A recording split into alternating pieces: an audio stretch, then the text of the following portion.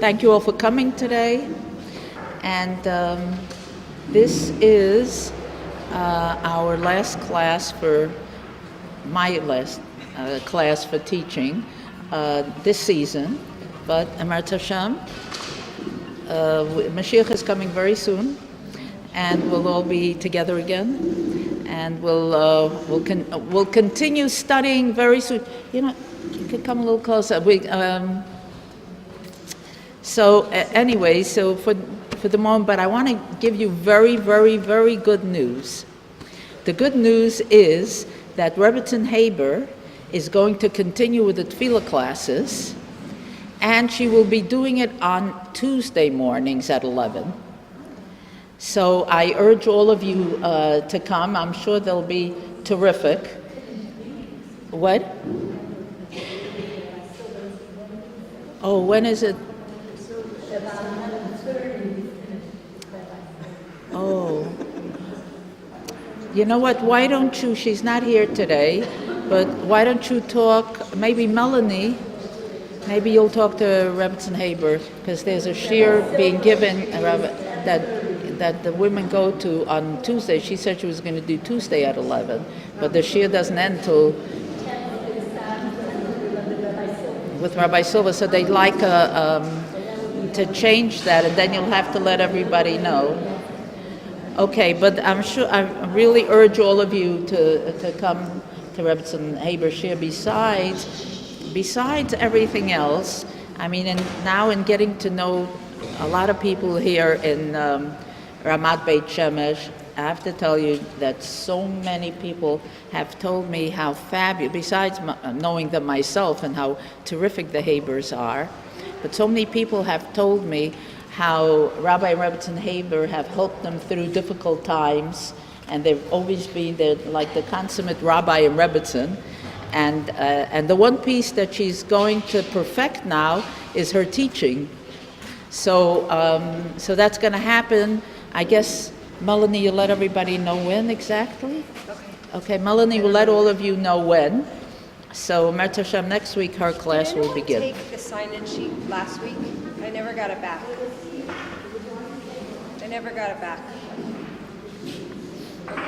Okay. All right, so the one thing, a bracha that we didn't talk about and that we say so often is the bracha of Shahakol Nia Bidvaro. You know, we start off the day, I don't know, probably most of you, if not all of you, start with a coffee in the morning. And we say a resounding Shahakol Nia Bidvaro when you look at that coffee, and so wonderful after a night's sleep. So the question is, with the bracha of Shahakol Nia Bidvaro, you know what it means. It doesn't say, you know, Borei Priya Eitz, we know if we eat a fruit, Borei Priya Adama, if we eat a vegetable that comes from the ground, and the bracha of Shahakol Nia Bidvaro seems a little bit almost excessive, that everything is according to his word for a drink of water. You know, it seems like it's so all-encompassing. For a drink of water, it seems like a little bit much. So the Chafetz Chaim explained it with a mashal. He said that if you're in a very fancy restaurant and you ask for a cup of tea, and they bring a cup of tea, and then when it comes to pay, they charge you $5 for the cup of tea.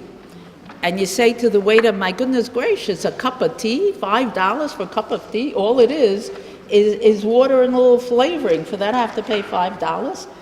So he said, the waiter says to the person, he says, you know, you're not paying only for the tea, for the water and the tea.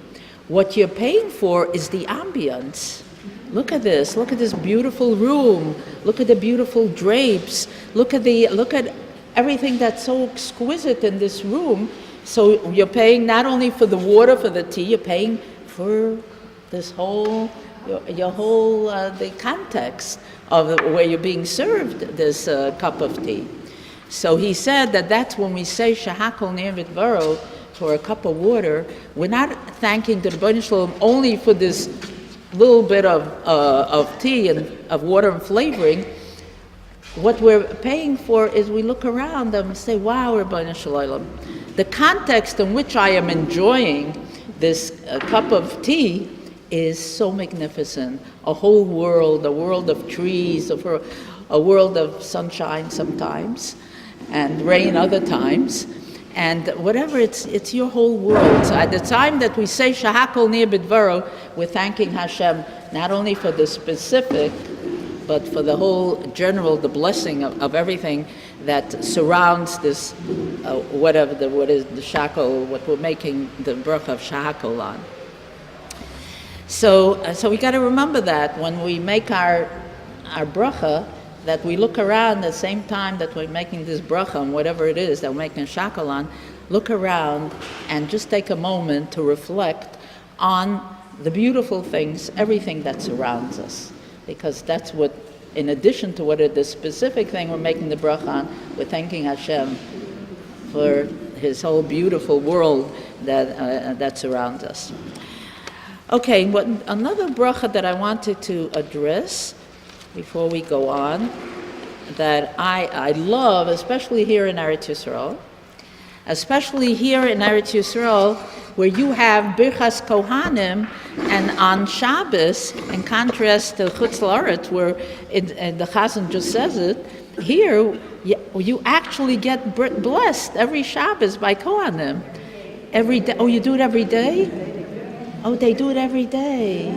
Wow, I'm not at the davening every day, so I didn't experience that. But on Shabbos, when the Kohanim get up there, and certainly and every day, as you say, it's so special. I guess you begin to take it for granted because you live here and you hear it on all the time. But for me, coming from Chutz La'aretz, it's really very, very touching and very moving, and you feel this extra energy from Kohanim, blessing us. It's very special. So with Birchas Kohanim, I wanted to tell you that there's a very wonderful teacher. He's called Rabbi David Foreman. I don't know how many of you have seen his teachings, but he thinks out of the box a little bit, and he had a beautiful understanding of these brachas. So he talked about the three brachas, which, first of all, he talked about an understanding from the Nefesh HaChaim as to what the word bracha, the word bracha it has many roots. So there's a brecha, which means a well. So everything, all the blessing from the brecha shel mala elyona, brecha elyona, from the heavenly brecha where these brachas come from. So there's a bracha, is on one level, it's a brecha. So it's brecha, which means a well. Then it's also the word birkayim, also has the same root word. And what's birkayim? Knees. And what that talks about, what that represents, are when you bow. You bow with your knees, you bend your knees. And what that means is that we talked about that a little bit in Modani and Hoda'ah. When we bend, we defer to the Rebbeinu Shalom. We kind of bend and defer to Hashem, the understanding being that we recognize that every bracha and everything good in our life comes from the Rebbeinu Shalom. So it's kind of an expression of deference to Hashem. So that is also part of the bracha experience. Then the other thing, bracha also represents, when you give somebody a bracha, you are increasing. It speaks to increasing what is already there. So the understanding here is that when you give somebody a bracha, you're really telling them that whatever good inheres in them, that it should increase. that whatever it's not like you come from the outside and bring something to them that isn't there, but whatever is within them, something good, that it should increase. And that's what he says in the pasuk, "Uvarech pri bitnecha ufri at masecha," when the Torah tells us, and Hashem will bless your children, pri bitnecha, the fruit of your stomach, and the fruit of your land. So that really means he will increase. He'll bless. In this case, it means increase. And it's interesting that when you look at the word beirach, so here it means increase, and when you look at the word beis resh chav, so you look at the gematria of it. What's beis? 2, right? Resh 200, correct. And chav is 20. So you see that each one is an increase. 2 is an increase from 1, 200, from 100, and 20, an increase of 10. So the gematria of the word beirach teaches the same thing. This is what the Nefesh HaChaim says. So it means it's a multiplicity. Now,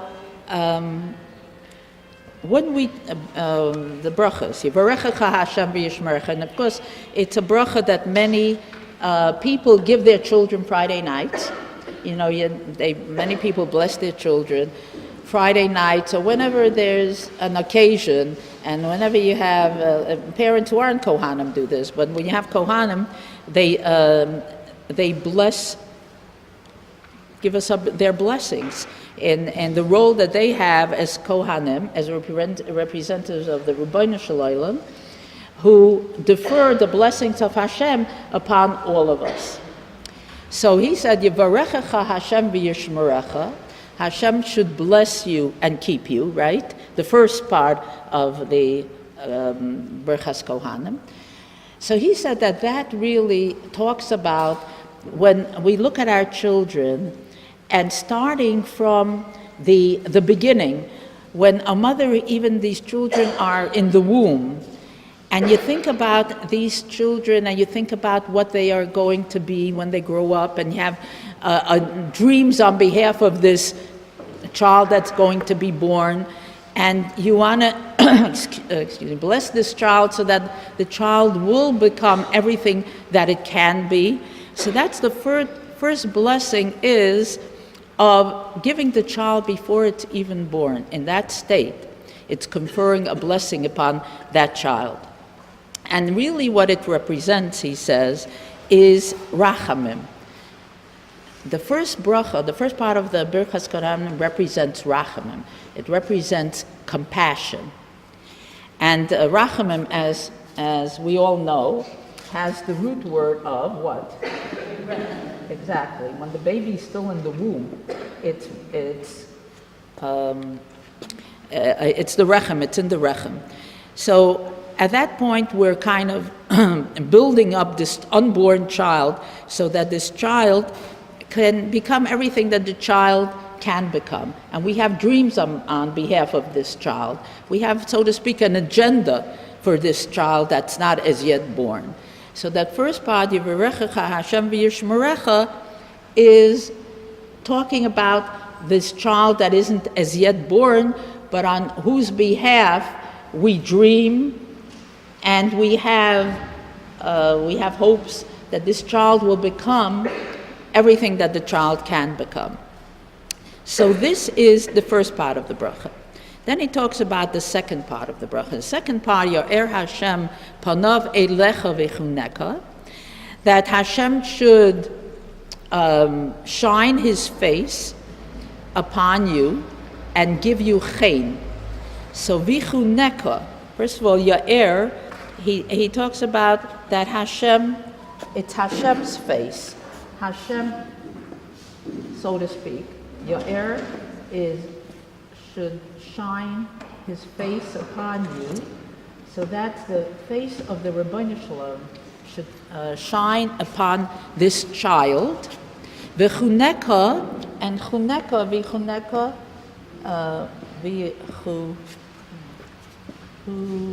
v'chuneka. So v'chuneka, what do you have here? What root word? Chen, you have chen, and also, besides chen, you also have what? Not chinuch, you could really have chinuch, yeah. But you have also chinam. Chinam. So chinam, what does chinam mean? For nothing. And what he says is once this child is born, and we all have had this experience, a child's born, and it's gotten through the stage Racham, and we have an agenda, we have hopes and dreams on its behalf. And we look at this child lying there in the crib, and we look at the child, and our faces just shine with chinam, with love, with unconditional love. You look at that baby, and that baby doesn't have to do anything to deserve the love and our shining face that we extend to them. It's just this child, it's our child, and the child doesn't have to do anything for us to have that unconditional love for that child. So that's the second stage. That stage is chinam, a stage of loving them for no reason at all. Just because they are here, they're ours, and we, for that alone, we love them. And Rashi says over there, Ya'er Hashem panav. So Rashi says, Yirah probably, L'cha panim tzolchakos.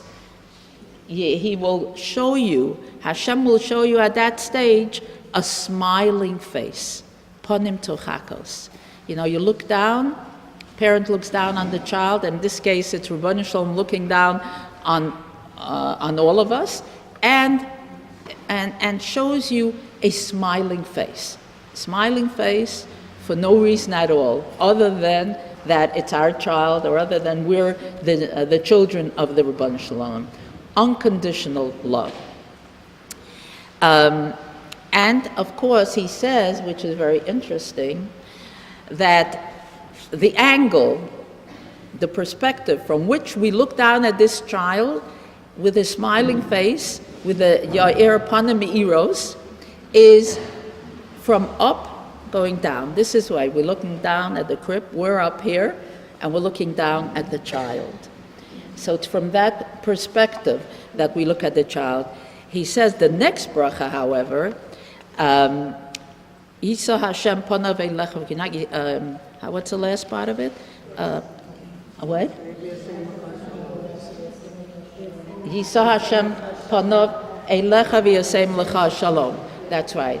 Hashem will lift his face up, because before you're looking down, but he'll lift his face up and will give you peace.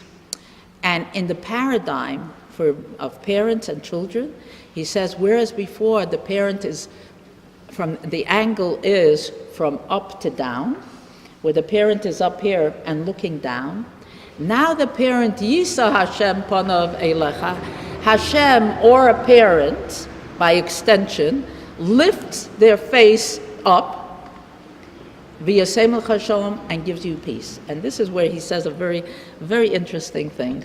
He says, up to now, when the child is in the womb and we have dreams on its behalf, it's all in our kind of in our department, so to speak. When we Yoreh Hashem Panav Elecha, when Hashem lights his face, he illuminates his face towards this child, it's from perspective of Hashem being up there, or for a parent being up there and looking down at this child and extending the unconditional love. Comes a time in our lives, both as children of the Rebbeinu Shalom and children of our own, where it's time to be on an equal level. You can't look down when children are adult children. You can't look from up there down here. You have to kind of meet the eyes of the child. You have to, even children, whether it's ourselves in terms of Rebbeinu Shalom, where sometimes we go in the direction that perhaps the Rebbeinu Shalom isn't interested in our going. Or when children go off on their own to places where we'd rather they wouldn't go. And we experience disappointment because they're not following totally in the direction that we would like them to go. At that point, the challenge is Yisa Hashem Panav. That the Rebbeinu Shalom, we ask the Rebbeinu Shalom, don't look from up there down at us. We have to look at each other across the table, so to speak. And we have to arrive at V'yosem Lecha Shalom. We have to figure out how to have some peace between us. Come to a meeting of the mind. Come to a place where you can forgive us for our indiscretions. Or a parent with a child. Children are not always extensions of ourselves. We raise them, we fortify them with good values, but at some point children go off on their own, and they may choose a derech that's not the derech that we would have outlined for them. At that point, we have to yisa panav, we have to lift our faces and meet them eye to eye, and work this through to the point where V'yosem Lecha Shalom, that then we could have peace. Forgiving, understanding that a child is their own person. They are not extensions of ourselves. And we have to respect who they are and what they are. And even if sometimes it's painful for us, but in an effort to achieve shalom, then we can't be in a position where we're standing up there and looking down at them. Now it has to come where we're parallel. And we have to be able to listen to our children so that we can arrive at a place of shalom. So we go from the womb where we have dreams on their behalf, we go to Yo'er where our faces shine and they're illuminated when we look at these offspring, and for no reason at all, we just look and we're so delighted and excited. And then life happens. Children grow up. They go in their own, they do whatever. I don't have to elaborate on that. And then we have to have a medium of arriving at shalom. And that requires that we lift our faces up and notice them, look at them, face to face, in a parallel way, and respect that they are human beings in their own right, and at the very least, we have to be able to listen to them so that we arrive at this place of peace. So in the future, you have an opportunity to do this every day. And then on Shabbos, we don't have that opportunity. So the next time that you hear these brachas said, so think about that as well.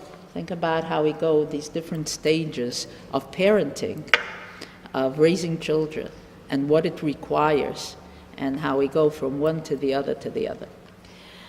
Okay, so I now wanted to talk about the Birchas HaShachar. The Birchas, unless do you have any questions or comments, or anything we've spoken about till now, or? Yes. One of the things that you say that the Kohanim have to say the ahava. Right. And I think that's it's not always easy to do. That's it right. goes along with what you said about the parents. That's right. Very good. Ahava could mean two things. We talk about ahava. So on one level, we're talking about the Kohanim, who, if they want to really bless Klal Yisrael, that they have to have ahava. On another level, the level he's speaking of, is that the person, the ahava is the love of Hashem or the love of parents who are conferring these brachas on their children. So thank you. That's a very good point. Anybody else? Okay? So let's talk about the bracha of Hanosein Lasechvi Bina, the first bracha. So we thank Hashem that He gives the Sechvi. What's the Sechvi? The rooster. He gives the rooster Bina. And why are we thanking Hashem for this? What exactly does the rooster do for us? Exactly, it announces the morning. And this can be understood on many levels. You remember last time we talked about, what? That's right. And Bina is the commentaries say, Havchana, that it helps us differentiate between dark and light. Where it's night, and then the rooster begins to crow, right? And makes its sounds and announces the morning. So there's that havchana that takes place. So we thank Hashem for this because, in effect, it serves as an alarm clock.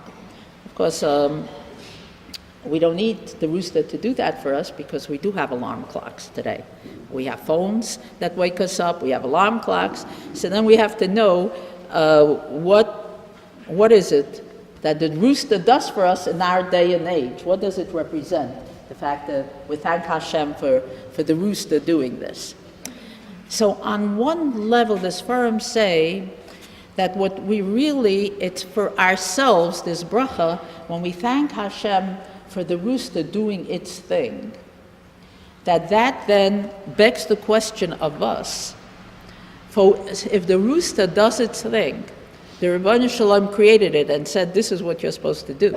That's why you were created. That it needs to, we have to ask ourselves a question, so the Rebbetzin Shalom created us too. Are we doing what the Rebbetzin Shalom created us for? So it's a sobering question. So when we make that bracha and we acknowledge this gift of the rooster, that then we should be asking ourselves, and what about me? I remember times in Florida where I used to go visit my parents, Zichronim Livracha, and I used to take a walk with them on the boardwalk, and my father would point out, and he'd show me by the ocean. He said, look at this. The water goes up to Atkan, it goes up to a certain place, and then retreats. He said, isn't it amazing that the water knows what it needs to do? The Rebbetzin Shalom has invested it with a tafkid, and it does it. It keeps its tafkid. It does what it's supposed to do. And he said to me, Taya Kind, what about us? Rebbetzin Shalom gave us a tafkid, and the Rebbetzin Shalom had told us also Atkan. And how have we observed? How have we discharged that tafkid, the mission that the Rebbetzin Shalom gave us? So above and beyond thanking Hashem for the crowing of the tarnigol, of the rooster, the sechvi, it's a sobering moment to ask ourselves, if the rooster can do this, what about me? How I should be thinking about if I'm discharging my tafkid, my mission, what the Rebbetzin Shalom created me to do. And the other thing is also that the rooster, Ruthie said, havchana, that it differentiates between a light and dark. And, the night, as a matter of fact, the Sfarim say that the rooster begins to do its thing 12 o'clock at night, at midnight. It starts making its sounds. And it does it 7 times before it gets to dawn. So it's not just in the morning, but 7 times anticipating the morning. And the Sfarim say that for us too, again, how it speaks to us is that we find ourselves so often times in our lives when it's very dark. And there's a possibility of us losing faith. How long can you live in gullus? How long can you live in the dark? How long can we function and keep our betachon and emunah in the dark? And here is this rooster who already 7 times, it's anticipating the morning. It begins at midnight to anticipate the morning. that it knows that morning will come. And for us, it's a lesson for us that all of us, as much as, we've gone through these dark years of Gullus, and everybody has gone through dark times in their own lives, and there's sometimes when we feel like, when is dawn ever going to come? Will it ever come? Will we see the dawn? And the rooster evidently doesn't have questions about that. The rooster anticipates it and begins to celebrate the coming of the dawn at midnight. It knows that there will be dawn, that dawn will break, the day will come. So for us, it's a Musar Haskel, it's a lesson for us to learn that even when it's terribly dark outside and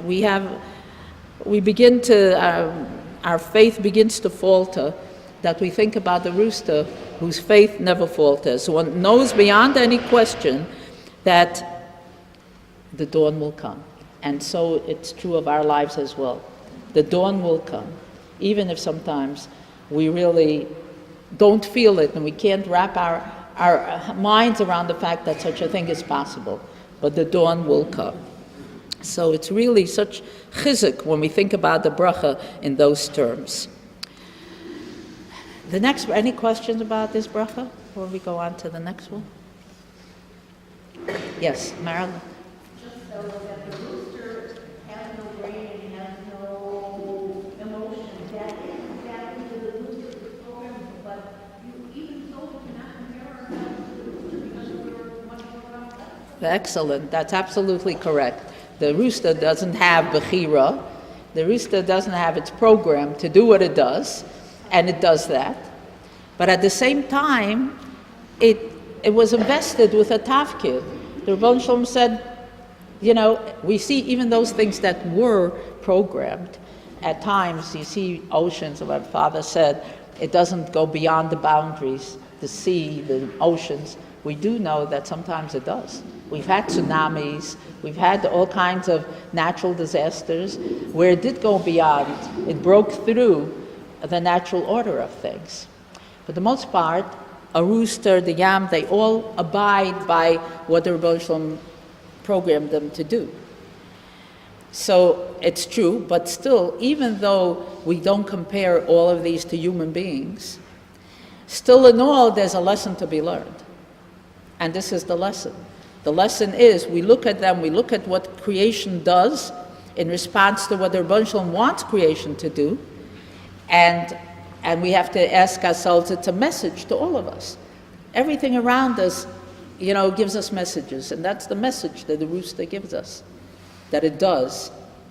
Even though it's programmed, it does what it's meant to do. And we have to think about, are we doing what we're meant to do? It begs the question every time we make the bracha. Okay, the next one is Shalo Asani Goy. We make the bracha, thank you Hashem, that you have not made me a goy.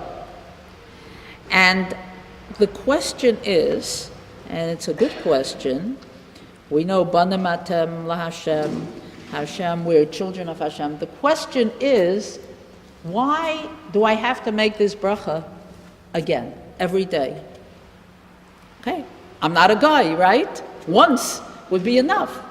I recognize I'm alive, I was born, and I recognize I'm a Jew, Baruch Hashem, and I make the bracha once, and that should be sufficient. Why do I have to make the bracha again every single morning? Why? What are your feelings on the subject? It's not a trick question. It's just, yes.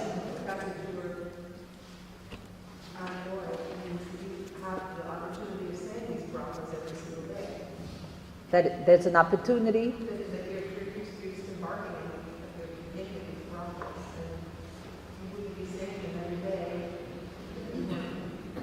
You wouldn't be saying them. So you're appreciative of the fact that you're not a guy, so you can say these brachas. Yes.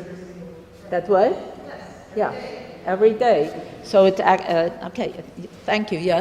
We have to act in a special way. We have to act in Kiddush Hashem and be honest. I don't know why it's in a negative way that in that guy, why do you think you have to be in Yehudi? It's a very good question. Why don't we state it in the positive? Why don't we state in positive and say, thank you, Hashem, for making me a Jew, instead of saying for not making me a guy? Very good question. Because it's living in a world where there are goyim, and we see the mice of the goyim. If we recognize what's going on around us, we're able to make that. Okay, very good point too. When we live in the Goyish world and we see the behavior of Goyim, that we're so appreciative that we're not a Goy, that we remark on that, we say it and we acknowledge that every single day. Yes, very good. I can sort of refer back to Bailey's question. Yeah. Shasani Goy, Hashem did make us Goy, but why did we say Shasani Yehudi? Because we need to make ourselves a Yehudi. We need to live up and reach the God. Aha. Zocha to be Okay, very nice. Very nice that Hashem was the one that didn't make us a guy, but if I wanted to state in the positive, Shasani Yehudi, that's my prerogative, it's my tafkid to make myself into a Jew. Okay, very good.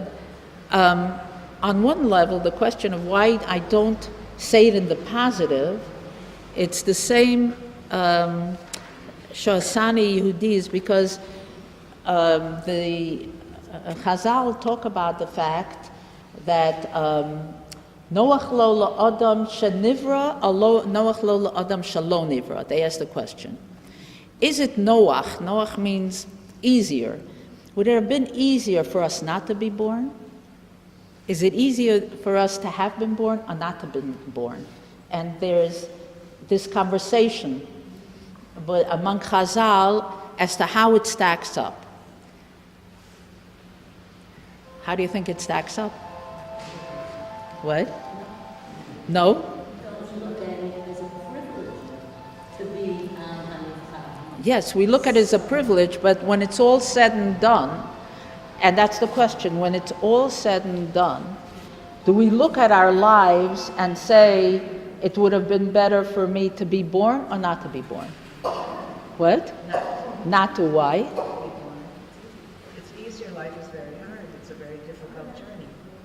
Okay, life is very hard, it's a difficult journey, and what does the difficulty consist of? What are the hazards? What are the possibilities for which we might think that it would have been better not to be born? What are the risks in having been born? Challenges of life? The challenges of life, yes, and the choices that we need to make, right? Yes.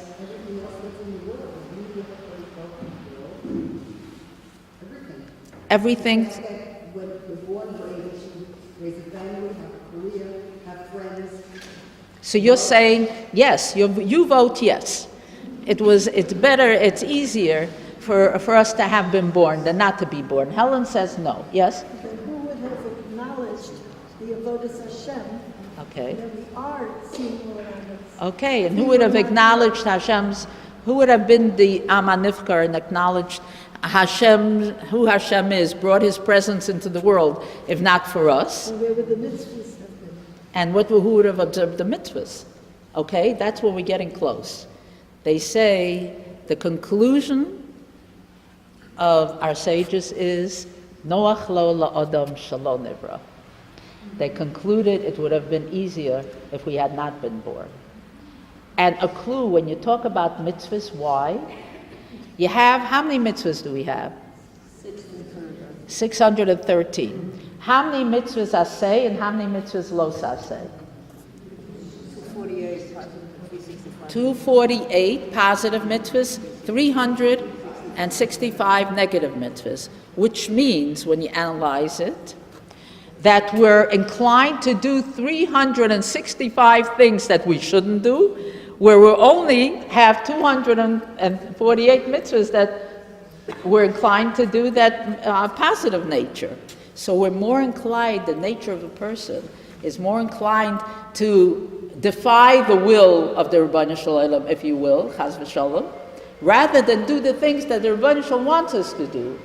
So in that case, because our tafkid, because our mission in this world is to have a relationship with Hashem and to bring His Shekhinah into the world, so it's very difficult when we have kind of the deck stacked against us with 365 mitzvahs, negative commandments.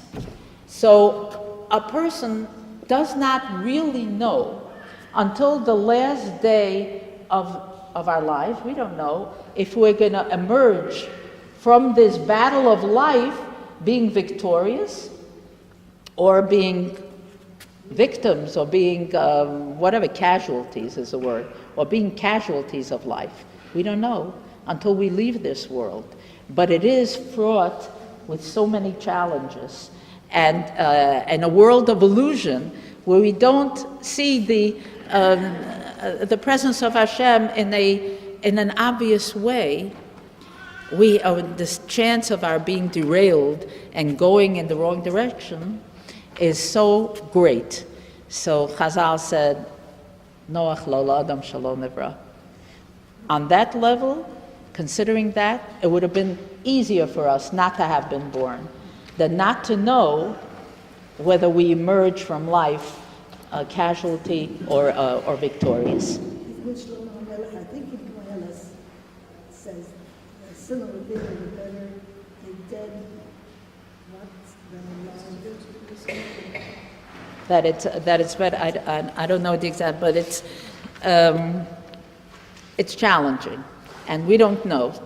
So you're right. So that's why I can't really thank Hashem for being anything, because I don't know how at the end of the conclusion, do I know that I want to thank you, Hashem, for being anything? I don't know in the positive. I can't state in the positive. All I can state it in is in the negative. Being here now, I'm happy that I'm a Jew. I'm happy I'm not a guy. That I can say. But am I happy to be anything? To state in the positive? I don't know. I'll, have to tune in the last day of my life and tell you how that story ends. What?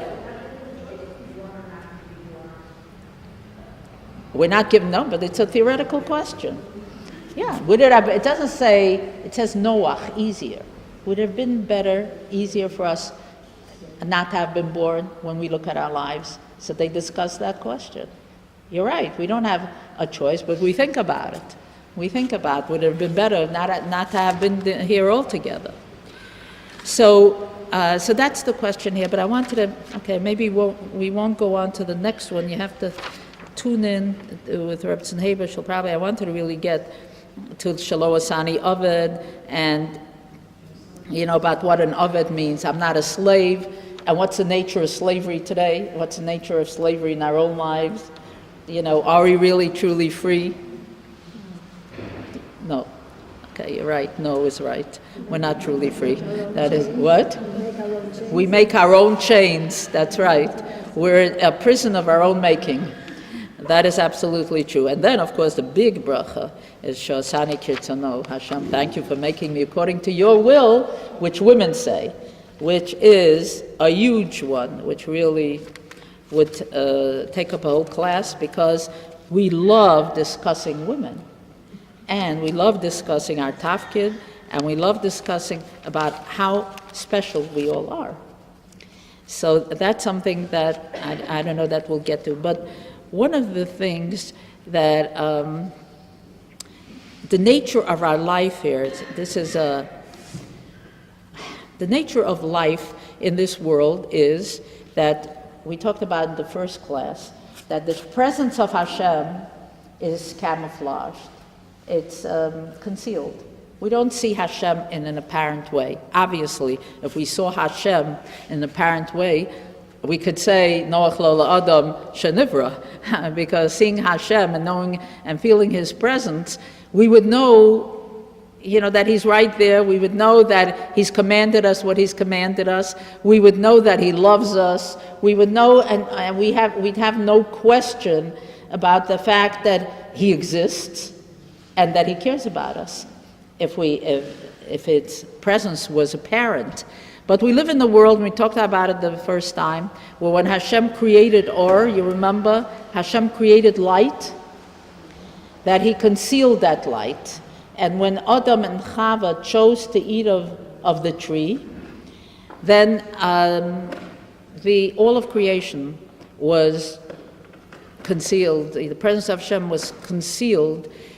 Adam, originally in Gan Eden, Hashem's presence was manifest. Once they ate of the tree, Hashem covered them with kasnasor, with clothing of leather, and at the same time, he covered the entire creation, the whole Bria, with a covering such that his presence is not manifest any longer. And that's the world we live in. Olam means helem, from the word covered, it's hidden. So Hashem's presence is hidden in this world. We don't really, we have to work hard to get beyond that concealment and to see Hashem's presence. So we live in a world that, and this is the difference between Hashem and Elokim, Hashem's two names. You have Hashem. Hashem is manifest. Hashem is, the name of Hashem is his presence that we can feel and we can relate to because he's right there. The name Elokim is the name of Hashem that's concealed.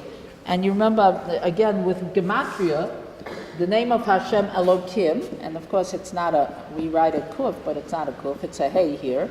The gematria of Elokim is the same gematria as Ha-Teva, which means nature, Ha-Teva. If you figure it out, the gematria, the numerical value of Elokim and Ha-Teva are one and the same, meaning that Hashem is concealed in Teva.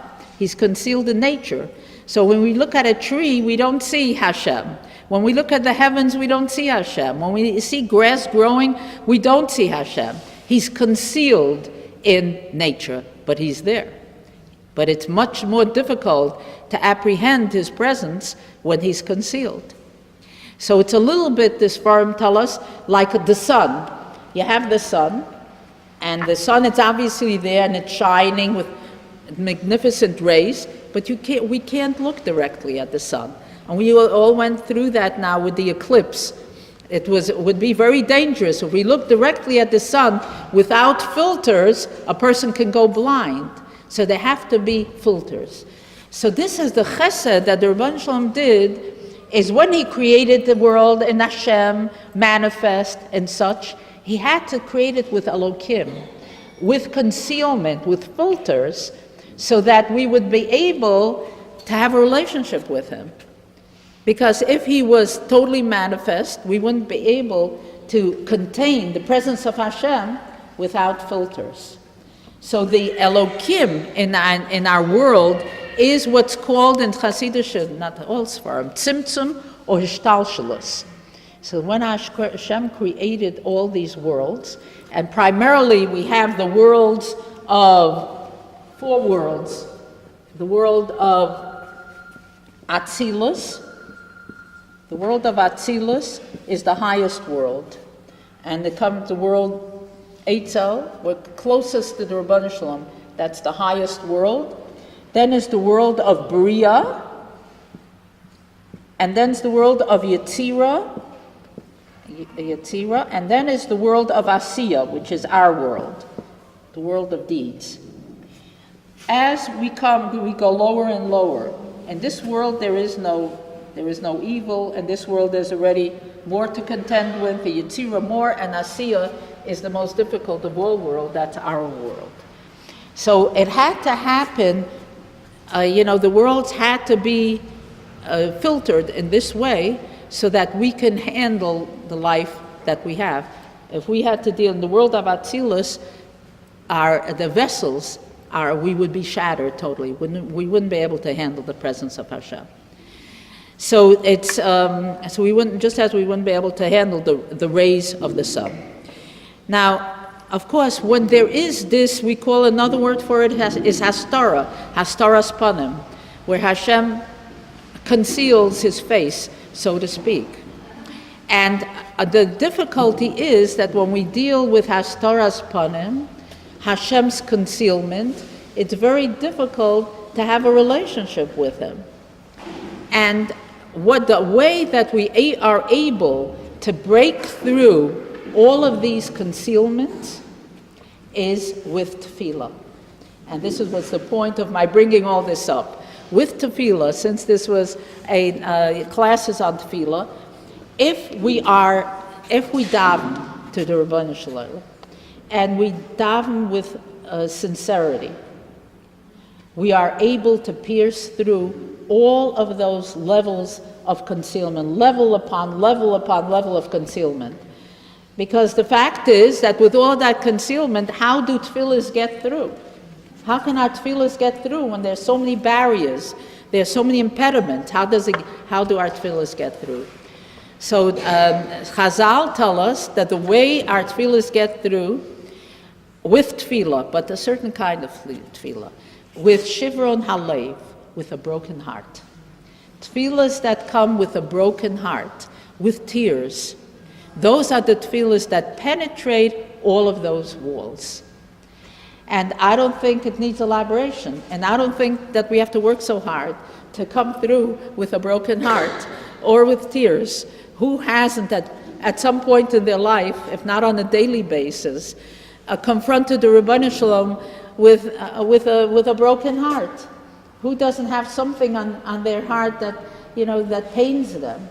Whether it's Tsar Gidol Banim, whether it's Shalom Bayis, whether it's health issues, whether it's Parnasa issues, and the list goes on and on. We all have things, and we approach the Rebbeinu Shalom with a broken heart. That broken heart with which we daven penetrates to the heavens. And it doesn't have to be a whole lot. It doesn't have to be a whole lot. They tell us, Pischu li Pesach kepischo shel machat. Hashem says, you know what? Open for me an opening like the eye of a needle. That's all the Rebbeinu Shalom requires.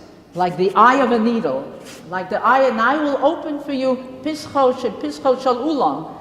Like the opening to an ulam that was a part of the Beis HaMikdash that they say had no doors. In other words, there will be no obstructions. There will be no impediments to getting through. There are no doors that block our way. So all we need is that little opening to show that we want to relate to Rebbeinu Shalom, that we want to have a relationship, and that we want to pour our hearts, and now we do it by pouring our hearts out to Him brokenly, with tears. And that penetrates all of the concealment, all of the worlds that are in our way, and the tefillahs can go straight up to the Rebbeinu Shalom. Sorry, you had a question?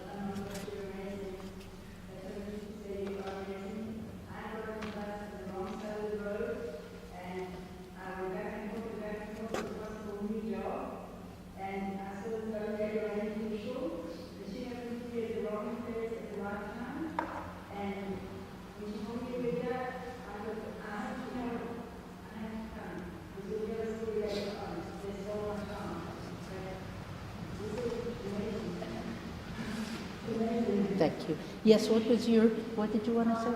Certain things that we don't work hard, and we have things that are sorrow, and we have things that are so close that it's really bothering us. And many times we're just stopping and regular davening, and we need those things. We need compassion, and we have to give us right.